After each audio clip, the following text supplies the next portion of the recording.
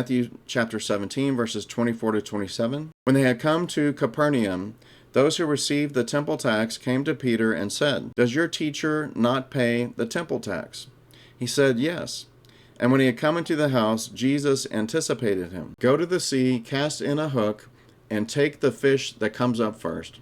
And when you have opened its mouth, you will find a piece of money. Take that and give it to them for me and you." Okay, now here we have a real need. So there's an expectation that they're going to pay taxes. So then he gives this ridiculous command to Peter. And he's like, "I want you to go fishing, and then you're going to catch a fish. And when you pull the fish up, the first fish you catch, he's going to have a coin in his mouth." I mean, that's just crazy sounding, right? And so one of the things that we want to talk about when we are praying for miracles is there's an element of boldness and risk-taking that's required.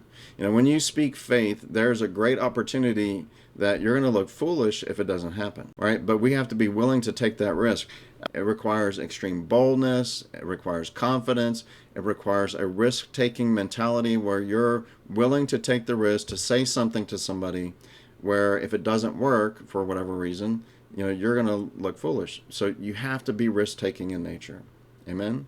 If you never take a risk, if you never step out in boldness, then you're going to see very few miracles. So that's going to be a key thing. All right, so how do we manifest this benefit of supernatural provision? Okay, so first of all, just as the disciples obeyed the command to cast the net and they received a miraculous load of fish, we have a cast your net type of command which says, "Sow and you will reap a harvest." Whatever seed you sow will result in a harvest of the same kind, and it's guaranteed. Okay, so we have an everlasting command. So the more that you're willing to give, the much more you're going to receive back. And again, this takes a degree of courage. A lot of times when we're praying for some provision, we don't have much. That's why we're praying for something. And so that little bit that you have left, the last thing you want to do is give it away. Like, no, I need this. I need to pay my bills. I'm short to pay my bills, and now you're telling me to give my last $100 to go pay to some person when I need $500 to pay my bills. I mean, that's a painful decision to make.